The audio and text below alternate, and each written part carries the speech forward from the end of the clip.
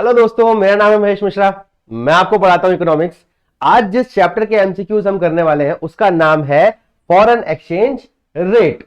तो बच्चों, आप लोगों के लिए एमसीक्यूज, असर्शन एंड रीजन और केस स्टडीज, हर टॉपिक की अलग अलग वीडियोस तैयार कर दी गई हैं।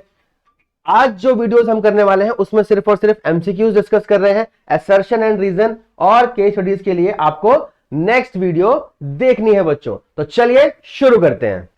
तो दोस्तों, विदाउट वेस्टिंग एनी टाइम चलते हैं पहले क्वेश्चन पे। और फॉरेन एक्सचेंज रेट का पहला क्वेश्चन क्या कहता है?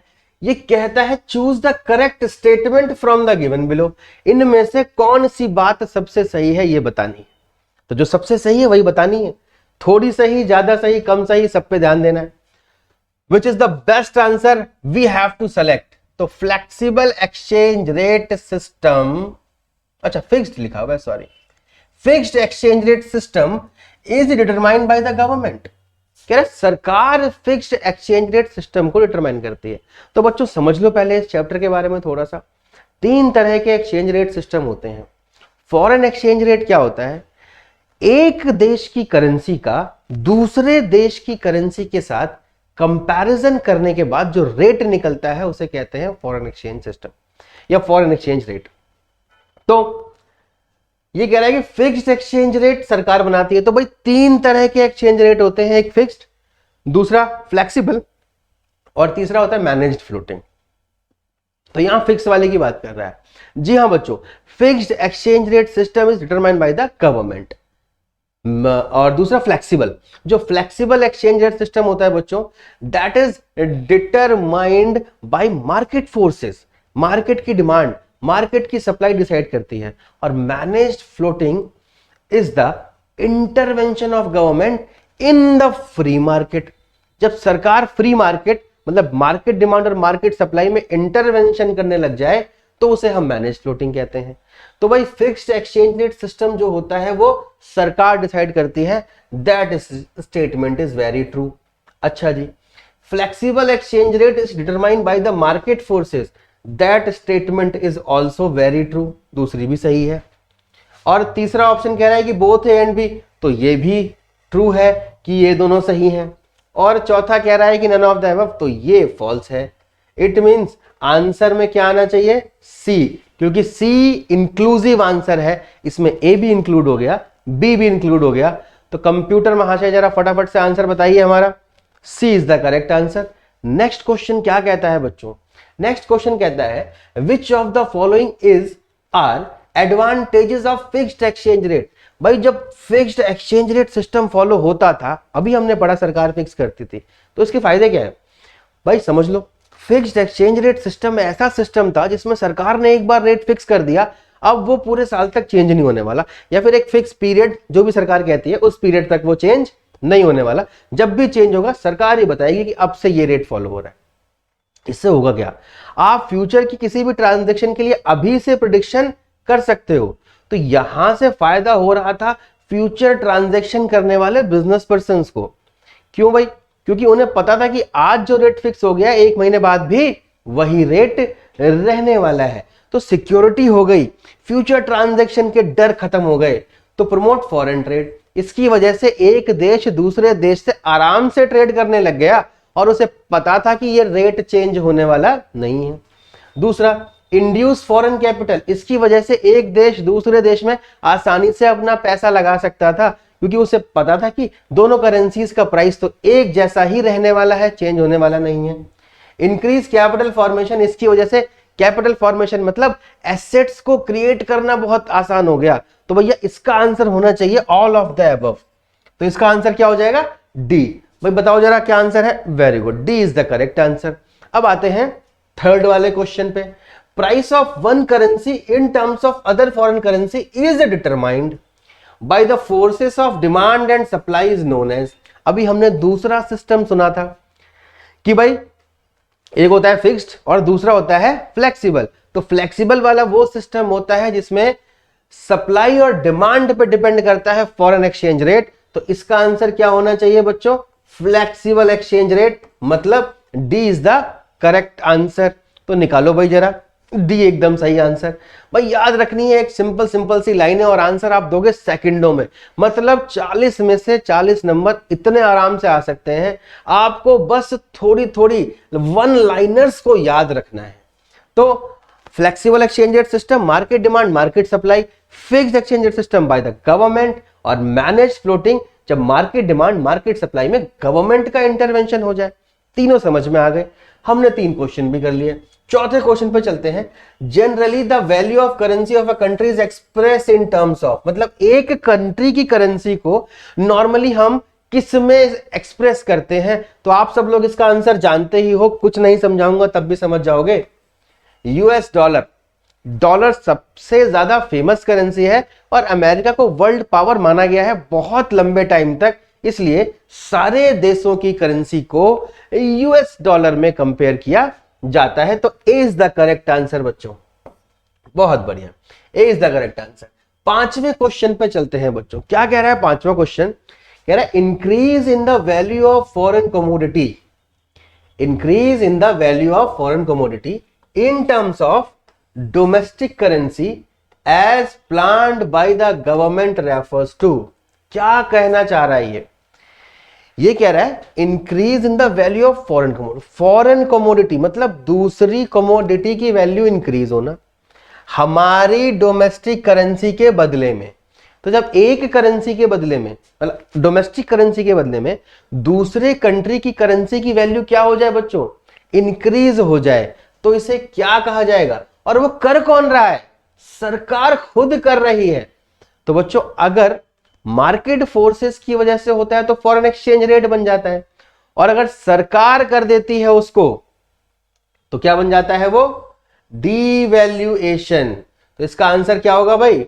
Answer number B, devaluation. जब गवर्नमेंट हमारी ही करेंसी को उसकी वैल्यू को रिड्यूस कर दे तो उसे क्या कहा जाता है? डीवैल्यूएशन।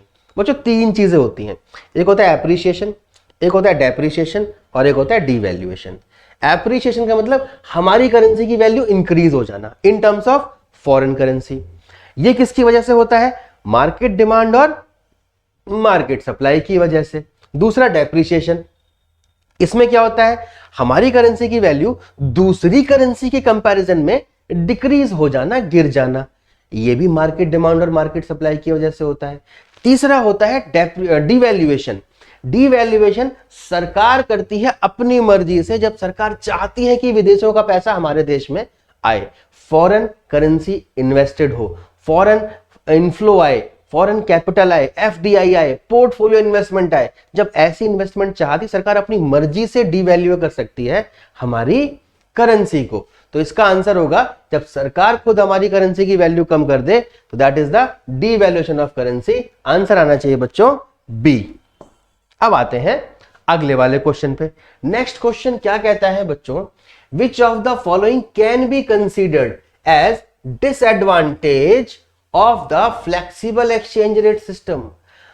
भाई फिक्स्ड वाले के फायदे, फ्लेक्सिबल के नुकसान भी हैं फायदे भी हैं, बट इनमें से कौन सा नुकसान है? पहला, एक्सेसिव फ्लक्चुएशन। ये नुकसान है भाई। क्यों है नुकसान? जब मार्केट में डिमांड और सप्लाई पे छोड़ दिया जाएगा फॉरेन एक्सचेंज रेट को तो फ्लक्चुएशन बहुत ज्यादा बढ़ जाएगी। मतलब ये तेजी से फ्लक्चुएट होगा। जैसे सब्जियों के दाम अचानक से ज्यादा और अचानक से कम हो जाते हैं मार्केट में डिमांड और सप्लाई की वजह से। बहुत सारे ऐसे प्रोडक्ट्स हैं जिनकी डिमांड जब इंक्रीज होती है तो उनके प्राइसेस बढ़ जाते हैं। ऐसे ही फॉरेन करेंसी की भी डिमांड, जैसे सपोज करो अफगानिस्तान पे तालिबान ने हमला कर दिया, कब्जा कर दिया, अब अफगानिस्तान की जो करेंसी है बच्चों उसके प्राइस बहुत गिर जाएंगे। क्यों? अब सारे देश डरने लगेंगे, भाई अफगानिस्तान में तो अभी इकोनॉमिक स्टेबिलिटी नहीं है, अब तालिबान रहेगा या दोबारा अफगानिस्तान पे अमेरिका हमला कर देगा। ये डर है लोगों के अंदर, तो इस डर की वजह से उस देश में कोई इन्वेस्ट नहीं करना चाहेगा, तो उस करेंसी की डिमांड में फर्क आ जाएगा, तो उसकी करेंसी क्या हो जाएगी? डेप्रिशिएट हो जाएगी। तो बहुत ज्यादा फ्लक्चुएशन होता है। लेकिन अगर सरकार ने फिक्स कर रखा है करेंसी के रेट को तो फ्लक्चुएशन नहीं होगा। तो ये है। अगला है इनस्टेबिलिटी ऑफ फॉरेन। ये भी बिल्कुल सही बात कह रहा है कि फॉरेन एक्सचेंज जो है वो इनस्टेबल रहेगी, स्टेबल नहीं रहेगी। आपकी इकोनॉमी के अंदर कुछ भी चेंज आया तो तुरंत आपके फॉरेन करेंसी पे फर्क पड़ जाएगा बच्चों। तो इनस्टेबिलिटी, तो मतलब ए भी हो सकता है और बी भी हो सकता है, तो both A and B is the answer. तो आपको सी पे टिक लगाना होगा बच्चों, ऐसे ही टिक लगाना होता है, बड़ा आसान होता है। दो आंसर सही बैठ गए और तीसरे में बता रखा है कि दोनों सही हैं, तो तीसरे पे लगा दिया, तो आंसर हो गया हमारा सी आंसर। अब आते हैं बच्चों अगले क्वेश्चन पे। नेक्स्ट क्वेश्चन क्या कहता है, the curve depicting the supply of foreign exchange is. अब भाई 11th क्लास में पढ़ के आए हो बड़े अच्छे से आप लोग कि भाई क्या होता है डिमांड कर्व और क्या होता है सप्लाई कर्व। ये जो डिमांड कर्व होता है ये हमेशा कैसा होता है, नेगेटिवली स्लोप्ड, मतलब इनवर्स रिलेशन है यहां पर किसी कमोडिटी के प्राइस और क्वांटिटी के बीच में। और सप्लाई कर्व क्या होता है, कैसा होता है, पॉजिटिवली स्लोप्ड होता है, मतलब यहां पर पॉजिटिव रिलेशन है प्राइस और क्वांटिटी के बीच में।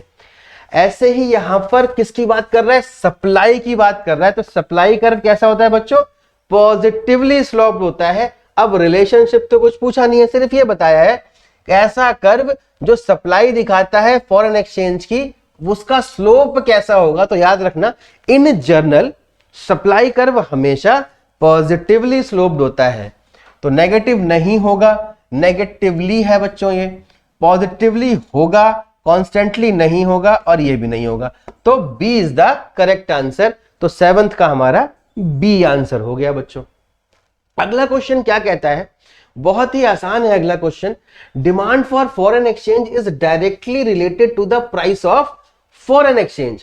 कह रहा है कि फॉरेन एक्सचेंज की डिमांड है वो सीधा उसके प्राइस पे डिपेंड करती है, क्या सही है या गलत है।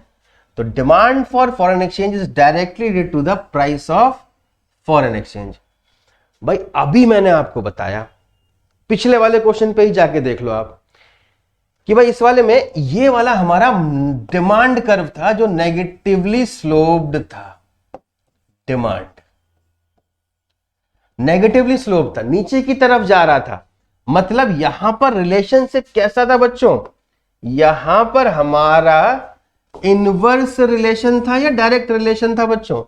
तो यहां पर कहा जाएगा कि इनवर्स रिलेशन है, कैसा है, इनवर्स रिलेशन। और सप्लाई के केस में कैसा है, डायरेक्ट रिलेशन। मतलब देखो यहां पर अगर हम ऐसे बनाएं तो एक चीज गिरेगी तो दूसरी चीज बढ़ जाती है, और अगर इसको ऐसे बढ़ाएं तो ये ऐसे क्या हो रहा है, कम हो रहा है, तो इनवर्स रिलेशन आ रहा है। और यहां पर इसके गिरने पे ये भी गिर जा रहा है, इसके बढ़ने पे ये भी बढ़ जा रहा है, तो यहां पर पॉजिटिव रिलेशन है, डायरेक्ट रिलेशन है। तो जब भी डिमांड की बात की जाए तो हमेशा इनवर्स होगा, कभी भी डायरेक्ट रिलेशन नहीं होगा। तो डिमांड की बात कर रहा है और डायरेक्ट रिलेशन की बात कर रहा है, तो स्टेटमेंट क्या हो जाएगी बच्चों, फॉल्स हो जाएगी, ये सही बात नहीं है। डिमांड के केस में इनवर्स रिलेशन होता है, प्राइस बढ़ने पे डिमांड गिर जाती है, ये कंज्यूमर की हैबिट होती है, that is the law of demand. अगले क्वेश्चन पे चलते हैं बच्चों, आंसर क्या है इसका, फॉल्स है बच्चों, बहुत बढ़िया, फॉल्स आंसर आ गया हमारा। अब आ जाओ अगले क्वेश्चन पे, devaluation and depreciation of currency are one और द सेम थिंग। अभी मैंने बताया आपको, और ध्यान दे लीजिए दोबारा से, डेप्रिसिएशन और डीवैल्यूएशन में क्या डिफरेंस है, तरीके से कर लीजिए इसको। तो डेप्रिसिएशन का मतलब होता है डोमेस्टिक करेंसी का रिड्यूस होना फॉरेन करेंसी की फॉर्म में मार्केट फोर्सेस की वजह से। तो ये किसकी वजह से होता है बच्चों, बिकॉज ऑफ मार्केट। और ये किसकी वजह से होता है बच्चों, because of government.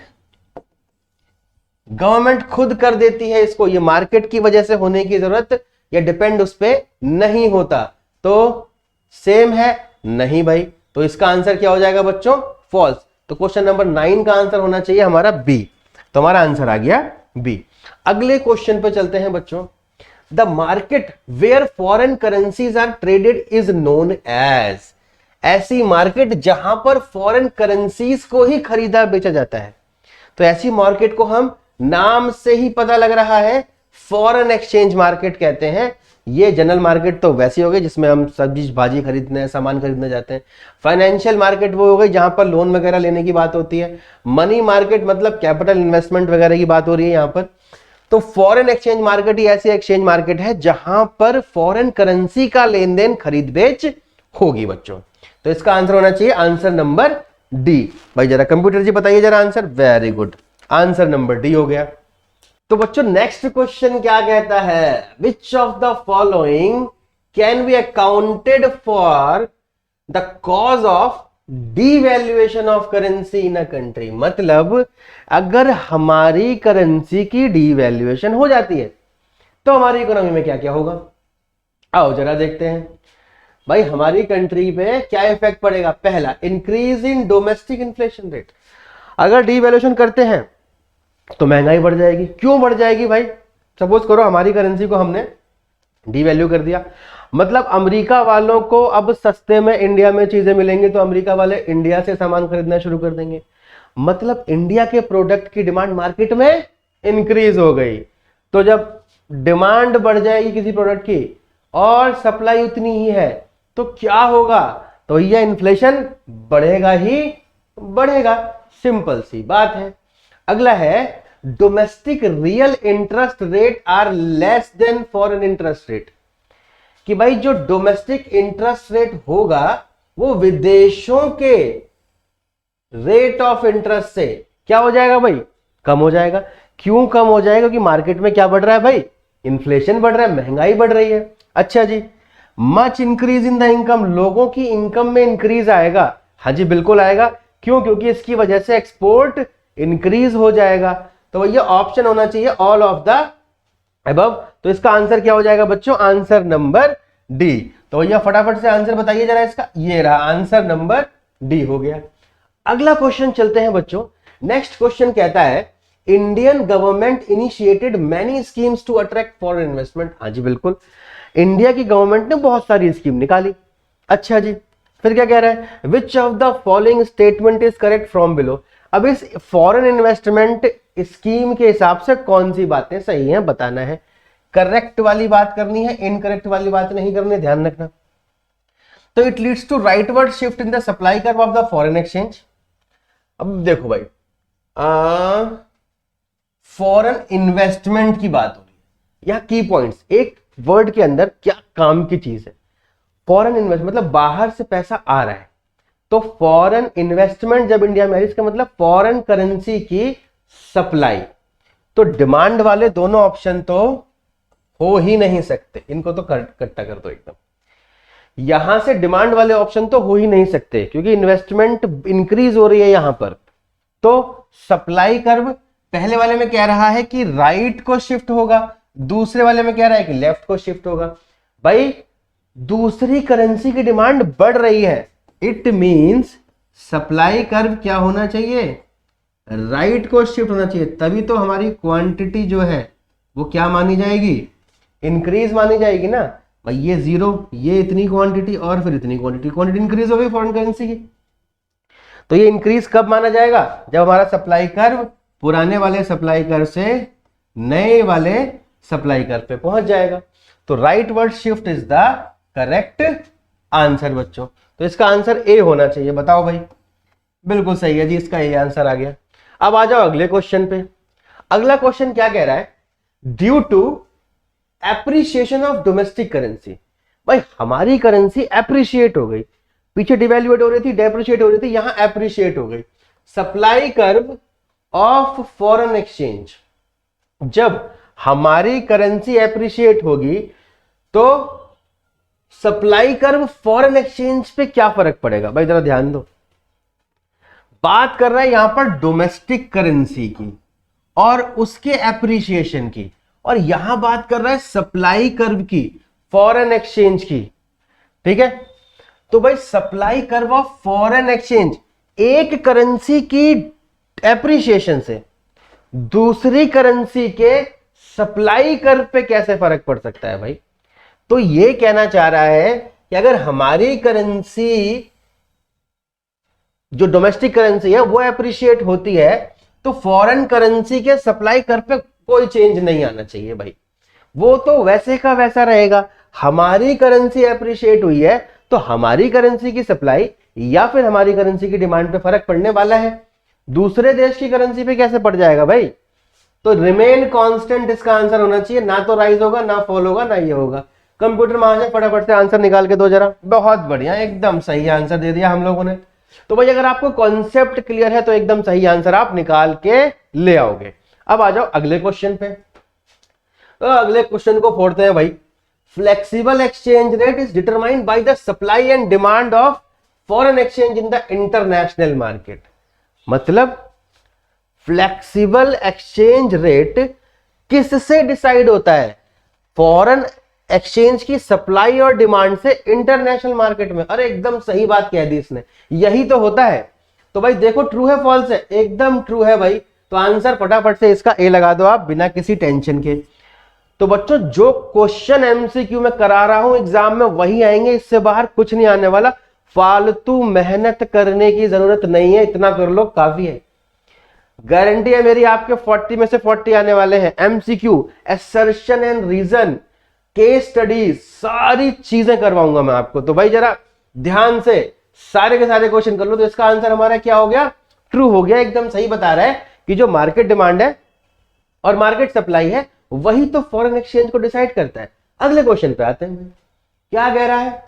Appreciation of foreign currency, दूसरे देश की करेंसी। अभी अपनी डोमेस्टिक करेंसी की एप्रिसिएशन की बात नहीं कर रहे हम, बात कर रहे हैं दूसरे कंट्री के एप्रिसिएशन की। Leads to increase in export from domestic country. बताओ जी, दूसरी करेंसी एप्रिशिएट हो रही है तो उसकी वजह से क्या हमारी करेंसी का एक्सपोर्ट बढ़ेगा? तो भैया बिल्कुल बढ़ जाएगा एक्सपोर्ट। क्यों?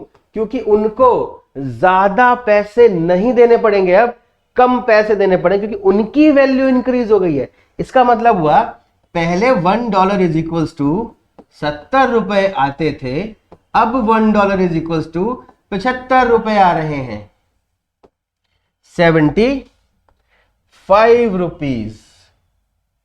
ठीक है, पहले $1 इज इक्वल्स टू 70 रुपए आ रहे थे और अब आ रहे हैं 75 रुपीज। तो इसकी वजह से क्या होगा? वो लोग हमसे ज्यादा सामान खरीदेंगे। पहले उन्हें $1 देके सिर्फ 70 रुपए का सामान मिलता था, अब उसी $1 को देके उन्हें 75 रुपए का सामान मिल जाएगा, तो वो फायदे में आ गए। तो इसलिए एक्सपोर्ट हमारा क्या होगा? बढ़ जाएगा। तो A is the correct answer. भैया कंप्यूटर महोदय आंसर बताइए जरा। ए इज द करेक्ट आंसर। बहुत बढ़िया। अब आते हैं अगले क्वेश्चन पे बच्चों। नेक्स्ट क्वेश्चन क्या कहता है? Occasional intervention by central bank to influence price of foreign exchange is known as. मतलब जो सेंट्रल बैंक है वो फॉरेन एक्सचेंज के प्राइस को इन्फ्लुएंस करता है। किसके थ्रू? इसे मैनेज्ड फ्लोटिंग कहते हैं या फिर इसको डर्टी फ्लोटिंग भी कहते हैं। तो भाई देखो जरा ऑप्शन कहीं मैनेज फ्लोटिंग या फिर डर्टी फ्लोटिंग लिखा हुआ है? बिल्कुल हाँ जी लिखा हुआ है। तो आंसर क्या हो गया? Dirty floating. अगला है हेजिंग। हेजिंग हालांकि आपके कोर्स में नहीं है। तो हेजिंग का मतलब एक ब्रिजिंग का काम होता है। जब एक कंट्री दूसरे कंट्री के बीच में ट्रांजैक्शन करता है तो hedging function works as a bridging function of that particular transaction. Appreciation depreciation में बता चुका हूं आप लोगों को। अगले क्वेश्चन पे आ जाओ बच्चों। Next question. अच्छा आंसर तो देख लें इसका, क्या आंसर है भाई? आंसर बताओ भाई। आंसर नंबर ए बिल्कुल सही है। अब अगले क्वेश्चन पे आ जाओ। 17वां question. Choose the correct statement from given below. सही स्टेटमेंट बतानी है कौन सी? तो पहली स्टेटमेंट क्या कह रही है? Appreciation of domestic currency leads to rise in export. अगर डोमेस्टिक करेंसी बढ़ेगी तो एक्सपोर्ट बढ़ेगा। भाई बिल्कुल गलत बात है। डोमेस्टिक करेंसी अगर डेप्रिशिएट होती है तो एक्सपोर्ट बढ़ता है। मतलब हमारी करेंसी अगर महंगी हो जाएगी तो दूसरे देशों को हमारा सामान महंगा मिलेगा, वो क्यों खरीदना चाहेंगे हमसे सामान। अगली चीज, depreciation of domestic currency leads to rise in export. ये सही कह रहा है। मतलब ऊपर वाली और नीचे वाली बात दोनों अलग अलग है, दोनों में से एक तो गलत हो ही सकती है। तो पहले वाली गलत हो गई, दूसरे वाली सही हो गई। और तीसरी, devaluation leads to rise in, बिल्कुल दूसरी बात भी एकदम सही है भाई, डेप्रिसिएशन से भी एक्सपोर्ट बढ़ता है, डीवैल्यूएशन से भी एक्सपोर्ट बढ़ता है, क्योंकि दोनों केसेस में हमारी करेंसी रिड्यूस ही तो हो रही है बच्चों। तो इसका आंसर क्या हो गया, बी और सी। तो आंसर नंबर डी आना चाहिए भाई, देखो आंसर बहुत बढ़िया, आंसर नंबर डी हो गया। नेक्स्ट क्वेश्चन क्या कहता है हमारा, अगला क्वेश्चन देखते हैं बच्चों। Clean floating exchange rate is determined at a point where. Floating exchange rate की बात हो रही है, फ्लोटिंग एक्सचेंज रेट कहां डिसाइड होता है, कहां पर ये पता चलता है, जरा ध्यान दो। तो पहला ऑप्शन है demand for foreign exchange, supply foreign exchange are equal. अच्छा जी, तो यही आंसर होना चाहिए। दूसरा demand for foreign exchange less, तीसरा demand for foreign exchange less than supply, और तीसरा determined by the central bank. तो भाई सिंपल सी बात है, फ्लोटिंग एक्सचेंज रेट वो एक्सचेंज रेट होता है जहां पर डिमांड और सप्लाई एक दूसरे को काटते हैं, और ये ऐसा रेट है जो हर इकोनॉमी चाहती है कि हम इसी रेट पे रहें। तो इसी रेट के आसपास हमेशा फ्लोटिंग एक्सचेंज रेट फिक्स किया जाता है, डिसाइड किया जाता है। तो इसका आंसर आता है ए। बच्चों अगर डिमांड और सप्लाई के जो इंटरसेक्शन पॉइंट होता है उससे ऊपर अगर रहेगा तो चेन इफेक्ट के थ्रू ऑटोमेटिकली नीचे आ जाएगा, और नीचे रहेगा तो चेन इफेक्ट के थ्रू दोबारा ऊपर आ जाएगा। मतलब अगर डिमांड ज्यादा होगी, सप्लाई कम होगी, तो प्राइस बढ़ना शुरू हो जाएगा और फिर से वो इक्विलिब्रियम पे पहुंचने की कोशिश करेगा, और इसका उल्टा होगा तो रिवर्स इफेक्ट लगेगा। तो A is the correct answer भाई, आंसर देखो A is the correct answer. अब आते हैं बच्चों अगले क्वेश्चन पे हमारे। It has been observed in recent time that Indian currency is depreciating against US dollar. भाई हमें यह दिखाई दिया कि इंडिया की करेंसी जो है वो डाउन हो रही है in comparison to US dollar. मतलब अब $1 लगभग 74-75 रुपए के आसपास हो गया है। Which of the following reason can be accounted for, क्या रीजन है प्रेजेंट में जल्दी में ऐसा हो रहा है, इसका रीजन क्या है? पहला रीजन है rise in inflation in the country. Country की स्पेलिंग गलत लिख दी है हमारे कंप्यूटर महाशय ने, तो इसको स्पेलिंग को ठीक कर देना भाई, यहां पर आर डाल देना तो कंट्री हो जाएगा हमारा प्यारा सा। तो rising inflation in the country, अगर हमारी कंट्री में इन्फ्लेशन मतलब महंगाई बढ़ जाती है तो बिल्कुल सही बात है, अगर महंगाई बढ़ेगी तो दूसरी करेंसी महंगी हो जाएंगी।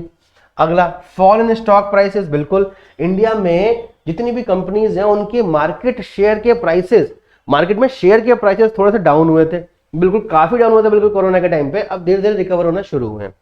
तो ये अगला राइज इन ग्लोबल प्राइसेस, पूरे ग्लोबल प्राइसेस राइज हो गए हैं। मतलब इस पैंडेमिक में हर कंट्री को ऐसी बहुत सारी चीजों का इस्तेमाल करना पड़ा जिसकी वजह से उनके यहाँ महंगाई बढ़ गई है। तो ये सारे के सारे रीजन एकदम सही हैं, तो आंसर आपका होना चाहिए all of the above.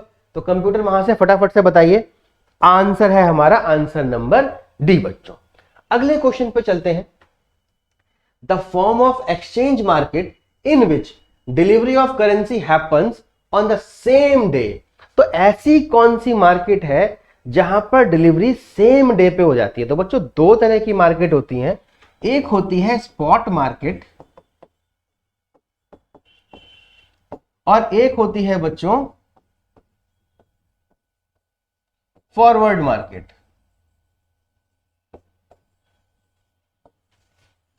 Spot market में ट्रांजैक्शन जिस दिन होती है डिलीवरी भी उसी दिन हो जाती है, और फॉरवर्ड मार्केट में ट्रांजैक्शन जिस दिन होती है उस दिन सिर्फ डील होती है, किसी फ्यूचर डेट पे डिलीवरी होती है उसकी।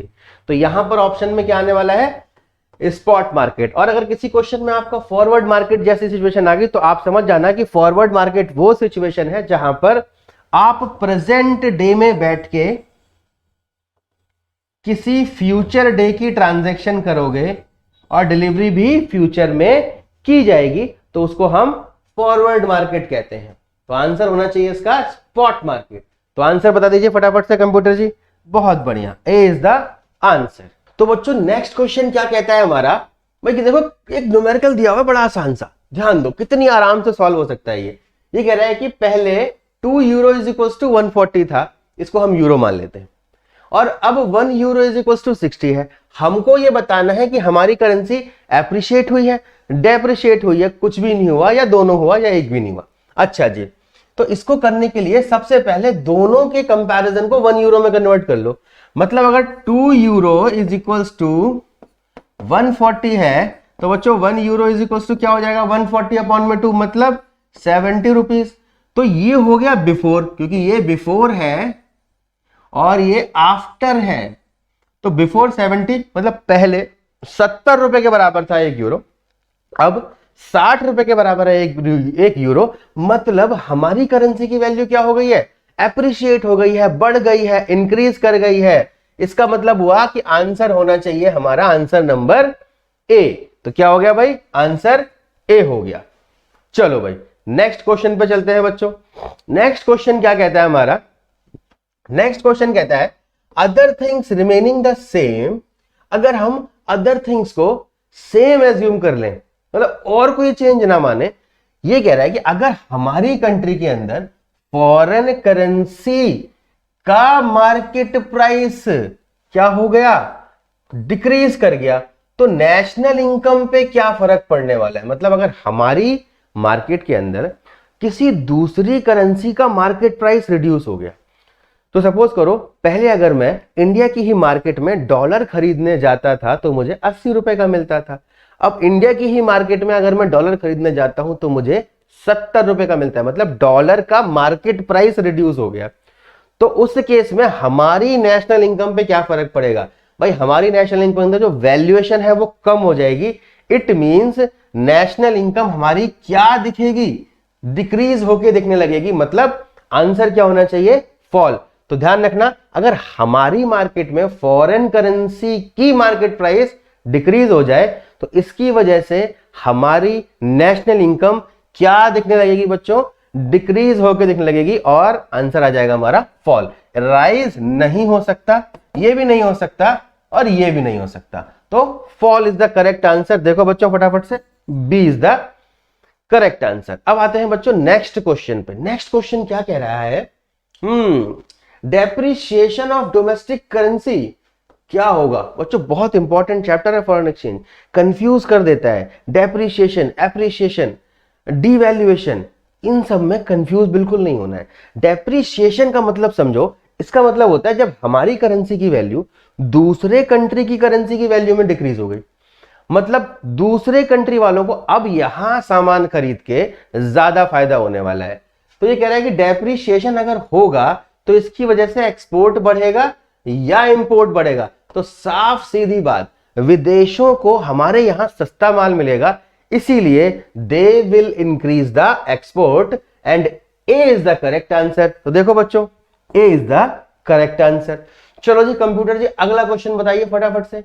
ये कह रहा है कि import of goods and services raises the, अच्छा अगर हम गुड्स और सर्विसेज का इंपोर्ट करते हैं, सामान खरीद रहे हैं बाहर से, सामान क्या कर रहे हैं हम, खरीद रहे हैं, तो हमें जरूरत पड़ेगी किसकी, दूसरी करेंसी की, है लिखा हुआ है रेजेस द फॉरेन एक्सचेंज। तो हमें फॉरेन एक्सचेंज की डिमांड करनी पड़ेगी या फिर सप्लाई करनी पड़ेगी। तो भाई अगर हम इंपोर्ट करते हैं तो हमें फॉरेन एक्सचेंज की करनी पड़ेगी, डिमांड करनी पड़ेगी। तो आंसर क्या होगा बच्चों, बी। जब तक हम फॉरेन एक्सचेंज की डिमांड नहीं करेंगे तब तक हम दूसरे देशों से चीजें कैसे खरीदेंगे। तो हमें दूसरी करेंसी की जरूरत पड़ेगी और हम इंपोर्ट करना स्टार्ट कर देंगे। B is the correct answer. अगले क्वेश्चन पर चलते हैं बच्चों। ये कह रहा है कि flexible exchange rate system is also known as, मतलब फ्लेक्सिबल एक्सचेंज रेट सिस्टम के क्या कुछ और भी नाम है। जी हाँ बिल्कुल, इसे एक और नाम से जानते हैं, मैं आपको बताता हूं। इस फ्लेक्सिबल एक्सचेंज रेट सिस्टम को हम फ्लोटिंग एक्सचेंज रेट भी कहते हैं। तो हाँ जी, इसका आंसर सी होना चाहिए। अब आते हैं पैक्ड वाला, इसे क्या कहते हैं, ये होता है fixed exchange rate system. Floating को फ्लेक्सिबल कहते हैं, पैक्ड वाले को फिक्स्ड कहते हैं। मतलब अगर फ्लोटिंग आ जाए, फ्लेक्सिबल आ जाए, एक ही बात, पैक्ड आ जाए, फिक्स्ड आ जाए, एक ही बात। और अगर डर्टी फ्लोटिंग आ जाए तो इसका मतलब मैनेज्ड फ्लोटिंग है उसका दूसरा नाम। तो हर सिस्टम के दो दो नाम है, तो सारे नाम आपको पता होने चाहिए बच्चों। तो डर्टी फ्लोटिंग मतलब मैनेज फ्लोटिंग, फिक्स्ड और ये फ्लेक्सिबल। तो आंसर क्या होना चाहिए बच्चों इसका, C is the correct answer. तो कंप्यूटर जी आंसर दिखाइए, very good, C is the correct answer. अब आते हैं हम अगले क्वेश्चन पे बच्चों। तो अगला क्वेश्चन क्या कह रहा है, डीवैल्यूएशन ऑफ करेंसी। भाई करेंसी के डीवैल्यूएशन का मतलब क्या है? तो भाई एक होता है डेप्रिसिएशन, दूसरा है डीवैल्यूएशन। डेप्रिसिएशन और डीवैल्यूएशन में क्या डिफरेंस है? डेप्रिसिएशन होता है मार्केट फोर्सेस की वजह से, और डीवैल्यूएशन होता है जब हमारे देश की सरकार खुद हमारी करेंसी की वैल्यू रिड्यूस कर देती है बच्चों। तो देखते हैं, reduction in the value of domestic currency bye the market forces, नहीं ये तो डेप्रिसिएशन होता है। सेम चीज लिखी हुई है गवर्नमेंट, ये है सही आंसर, बाकी सेलेक्ट ही नहीं करने। तो क्या आ गया बच्चों? B is the correct answer. अगले क्वेश्चन पे चलते हैं। नेक्स्ट क्वेश्चन बहुत ही आसान लग रहा है मुझे, जरा ध्यान दो। अदर थिंग्स रिमेइंग अनचेंज, मतलब बाकी सब फैक्टर्स को हमने कांस्टेंट मान लिया। When in the country the price of foreign currency rises national income is, देखो अभी हमने क्वेश्चन थोड़ी देर पहले करा था, जब प्राइस ऑफ फॉरेन करेंसी क्या हो रहा था? डिक्रीज हो रहा था, तो नेशनल इनकम क्या हो रही थी? फॉल कर रही थी। और अब प्राइस ऑफ फॉरेन करेंसी क्या हो रहा है? इंक्रीज हो रहा है, तो नेशनल इनकम क्या होगी बच्चों? राइज करेगी। तो इसका आंसर क्या होना चाहिए बच्चों? ए इज द करेक्ट आंसर। बहुत बढ़िया। अब आते हैं फटाफट से नेक्स्ट क्वेश्चन पे। क्या कह रहा है कि value of US dollar 1 has gone down from 73 to 70। मतलब पहले $1 इज इक्वल्स टू 73 था, दैट इज बिफोर, और अब $1 इज इक्वल्स टू 70 रुपीज हो गया है आफ्टर, मतलब प्रेजेंट में ऐसा चल रहा है। तो इसका मतलब है कि हमारा पैसा एप्रिशिएट हुआ है, डेप्रिशिएट हुआ है। अच्छा हाँ, यहां तो कह रहा है, वाह वाह क्या बढ़िया ऑप्शन दिए बच्चों। आप एक ऑप्शन देखते के साथ ही टिक लगा दोगे। भाई यहां इसका मतलब हुआ कि रुपया जो है मजबूत हो गया। पहले डॉलर के बदले में 73 रुपए देने पड़ते थे, अब डॉलर के बदले में 70 रुपए देने पड़ रहे हैं, मतलब इंडिया का फायदा, तो पैसे का एप्रिशिएशन, तो इंडियन रुपी हैज एप्रिशिएटेड। आपने लगाया टिक, आगे का ऑप्शन ही नहीं पड़े। भाई एमसीक्यू इसीलिए कह रहा हूं 40 में से 40 कब आएंगे? जब ऐसे एमसीक्यूज करोगे। ध्यान दो, चारों ऑप्शन पढ़ना क्यों जरूरी है। अगर चारों ऑप्शन में आपने ठीक से स्टडी नहीं करी तो गड़बड़ हो जाएगी। यहां क्या कह रहा है? रुपी इंक्रीजेस, मतलब डॉलर डिक्रीजेस भी तो हो सकता है। तो एक ही तो बात लिखी हुई है दोनों ऑप्शन में, ए में और बी में। रुपी इंक्रीज हो रहा है, बहुत सही बात है। डॉलर डिक्रीज हो रहा है, ये भी तो सही बात है। इसका मतलब दोनों ऑप्शन पर टिक लगाओगे क्या? अब हमें ढूंढना पड़ेगा कोई ऐसा ऑप्शन जहां दोनों बात सेटिस्फाई हो रही हो। तो सी में दिया हुआ है बोथ ए एंड बी, इसका मतलब आपको कौन सा टिक लगाना है? ए और बी टिक लगाना है। तो C is the correct answer. Computer ji answer बताइए। बहुत बढ़िया, आ गया आंसर हमारा। अब आते हैं नेक्स्ट क्वेश्चन पे बच्चों। नेक्स्ट क्वेश्चन क्या रहा है? 29वां question, the value of dollar gone down from 70 to 75। अब भाई यहां डाउन लिखा हुआ है, इसको अप भी लिखा हुआ हो सकता है। तो डाउन का मतलब यहां गलत हो जाएगा, यहां पर अप हो रहा है। थोड़ी सी हमारी स्पेलिंग मिस्टेक हो गई है, कंप्यूटर महाशय थोड़ा ध्यान रखा करो। इट मींस दैट अब अगर वैल्यू जस्ट उसका रिवर्स हो रहा है बच्चों, पहले $1 में 70 रुपया था, अब $1 में 75 रुपया हो रहा है। तो Indian rupee has depreciated, US dollar has appreciated, ऐसे क्वेश्चन घुमा सकता है। तो दोनों एक ही तो बातें लिखी हुई हैं। इट मींस यहां पर भी आंसर क्या होना चाहिए बच्चों? आपका सी होना चाहिए। तो आंसर क्या हो जाएगा? C option. अब आते हैं अगले क्वेश्चन पे। Under the flexible exchange rate system each country fixes its value of currency in terms of some external standard. ये कह रहा है कि फ्लेक्सिबल एक्सचेंज रेट सिस्टम में क्या हम अपनी करेंसी को किसी बाहर वाली करेंसी या फिर किसी मेटल वगैरह से कंपेयर करते हैं? बिल्कुल बच्चों ऐसा नहीं होता, ये एकदम गलत बात है। फ्लेक्सिबल एक्सचेंज रेट सिस्टम में जो फॉरेन एक्सचेंज रेट है वो मार्केट की डिमांड और मार्केट के फोर्सेस से करेक्ट होता है। पूरा चैप्टर आप लोग पढ़ चुके हो, ये क्वेश्चन तो आप आंखें बंद करके बता दोगे। तो आंसर क्या होना चाहिए इसका? फॉल्स, ऐसा नहीं होता। तो B is the correct answer. तो बच्चों एसर्शन और रीजन की अगली वीडियो आने वाली है, केस स्टडीज की वीडियोस आने वाली है, वो वीडियोस देखना मत भूलिएगा। ये एमसीक्यू कॉपी पेन लेके बैठ जाया करो करने के लिए, और जितना ध्यान से सुनोगे उतने अच्छा नंबर आएंगे आपके। नोट भी करते रहो। जो मैं पॉइंट्स, जब मैं सारे के सारे ऑप्शंस के बारे में बताता हूं तो आपको उन कीवर्ड्स को नोट करना है, आपको अलग से चैप्टर पढ़ने की जरूरत ही नहीं पड़ने वाली है बच्चों।